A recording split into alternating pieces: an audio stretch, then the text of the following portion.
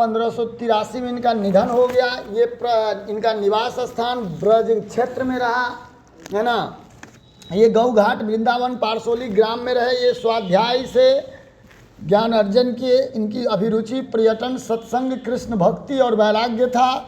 ये महाप्रभु वल्लभाचार्य के शिष्य थे। इनका दीक्षा काल 1909 से 1910 माने जाते हैं। ऐसा माना गया है कि ये जन्म से ही अंधे थे, लेकिन कुछ लोग कहते हैं ये बड़े होकर अंधे हुए। इनकी प्रमुख रचना है सुरसागर, साहित्य लहरी, राधा रसकेली, सुरसावली। और ये सुरसागर जो है श्रीमद् भागवत के तर्ज पर, इनमें भी 12 स्कंध है ना, जिसमें गेय पद का काफ़ी संग्रह है। ये मध्यकालीन हिंदी क्षेत्र में राजस्थानी, मैथिली, ब्रज, खड़ी बोली, अवधी सभी तरह के भाषा का इन्होंने अपने रचना में समाहित किए। यह जो प्रस्तुत कविता है ये सूरसागर से लिया गया है, जिसे इन्होंने वात्सल्य रस में लिखा है। वात्सल्य रस उस रस को कहते हैं जिसमें मातृ स्नेह हो। तो अब हम आपको यह पद पढ़ाने जा रहे हैं। सूरदास की यह कविता है। कहते हैं सूरदास जी कृष्ण के बारे में, जो कृष्ण सोए हुए हैं, अब माँ यशोदा उनको जगा रही है। कैसे जगा रही है वो जरा देखिए। कहते हैं जागिए ब्रजराज कुंवर, हे ब्रजराज हे कुंवर अब जग जाइए, कमल कुसुम फूले। अब कमल का फूल खिल गया है, सूर्य का उदय होते ही कमल खिल जाता है। और कुमुद वृंद संकुचित भये, वृंद लता भूले। और सूर्य की रोशनी को पाकर कुमुद का जो फूल होता है वो संकुचित हो जाता है। तो वही कह रही हैं जो हे ब्रजराज कुंवर अब जग जाइए, अब कमल का फूल खिल चुका है और कुमुद जो है वो संकुचित हो चुका है। भृंग लता भूले, और भौरा जो है लताओं में विचरण करने लगा है। तमचुर खगरोर सुनहु बोलत बनराई, आराम भति गोखर कनि में बछरा हित धाई। कहते हैं जो तमचुर नाम मुर्गा का पर्यायवाची है तमचुर और कुक्कुट। कहते हैं जो अब जो है मुर्गा बांग देने लगा है। और खगरोर सुनहु, खग मतलब पक्षी, अब पक्षी भी चहचहाने लगी है ना। आराम भति गोखर कनि में बछरा हित धाई। और गाय भी खलिहान में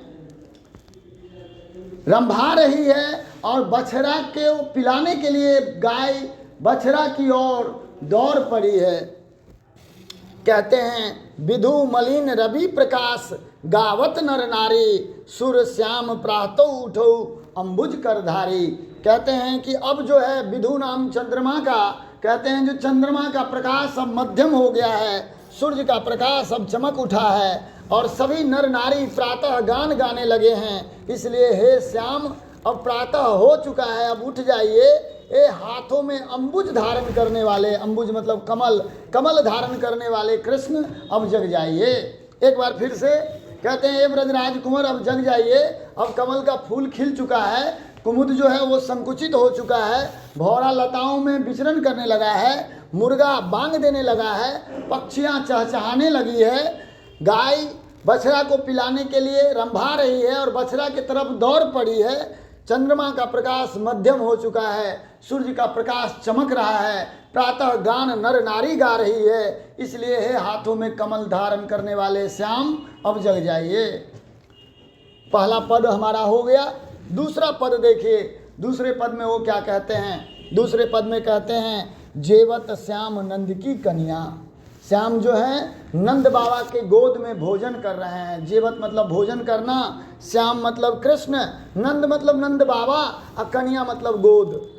कहते हैं जो जेवत श्याम नंद की कन्या, श्याम जो है नंद के गोद में बैठकर भोजन कर रहे हैं। और कैसे कर रहे हैं तो कछु खात कछु धरनी गिरावत, छवि निरखत नंद रनिया। जेवत श्याम नंद की कन्या, कुछ खाते हैं और कुछ जमीन पर गिराते हैं। धरनी, भू, वसुंधरा, भूमि, पृथ्वी, अचला, ये सभी जो है ना पृथ्वी की पर्यायवाची है। तो कहते हैं कुछ खाते हैं, कछु खात कछु धरनी गिरावत, कुछ खाते हैं और कुछ जमीन पर गिराते हैं।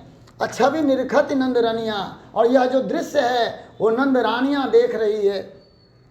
और क्या सब रखा हुआ है उनके सामने में, तो बड़ी बड़ा बेसन बहु भातनि व्यंजन विविध अंगनिया, अदारत खात लेत अपने कर रुचि मानत दधि दुनिया।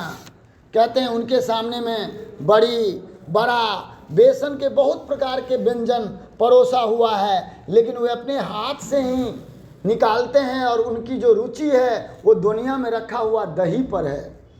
कहते हैं मिश्री दधी माखन मिश्रित कर मुख नावत छवि धनिया। और वो क्या करते हैं, तो मिश्री दही और मक्खन को मिलाकर अपने मुख में डालते हैं और आपन उखात नंद मुख नावत, और अपने तो खाते ही हैं, नंद मुख यानी नंद बाबा को भी अपने हाथ से खिलाते हैं। असो छवि कहत न बनिया। और यह जो दृश्य है वो कहते हुए सूरदास जी को नहीं बन पड़ रहा है, जो एक बच्चा अपने पिता को खिला रहा है। जो रस नंद यशोदा बिलसत, और कहते हैं जो आनंद आज नंद और यशोदा को प्राप्त हो रहा है, सो नहीं तिहु भुवनिया, वे तीनों भुवन में कहीं नहीं प्राप्त हो सकता है। भोजन करी नंद आचमन लिन्हो अब मांगत सुर जुठनिया। अब भोजन करके नंद आचमन लिए कर रहे हैं और सूरदास का नज़र उस जूठा पे है, जो काश मुझे थोड़ा सा वो जूठा मिल जाता तो मेरा भाग्य संवर जाता। एक बार फिर से मैं इस कविता को बता दूं, जेवत वाले दूसरे पद को। कहते हैं कि श्याम जो है नंद के गोद में खा रहे हैं, कुछ खाते हैं, कुछ ज़मीन पर गिराते हैं, और ये दृश्य नंदरानियाँ देख रही है। उनके सामने में बड़ी बड़ा बेसन के बहुत प्रकार के व्यंजन रखा हुआ है, लेकिन वो अपने हाथ से ही जो दुनिया में रखा हुआ दही है उसी को निकाल के खा रहे हैं। और वो करते क्या है, तो मिश्री दही और मक्खन को मिश्रित कर लेते हैं और अपने तो खाते ही हैं, नंद के को भी मुख में डालते हैं। और यह जो दृश्य है ये नंद सूरदास को कहते हुए नहीं बन पा रहा है। कहते हैं जो आनंद अभी नंद और यशोदा को प्राप्त हो रहा है वो तीनों भुवन में, स्वर्गलोक, मृतलोक और पाताल लोक, ये तीनों लोक में कहीं नहीं मिल सकता है ये आनंद। कहते हैं भोजन करके अब नंद आचमन कर रहे हैं और जूठा जो है सूरदास मांग रहे हैं। इस तरह का हम दूसरा कविता भी खत्म कर दिए।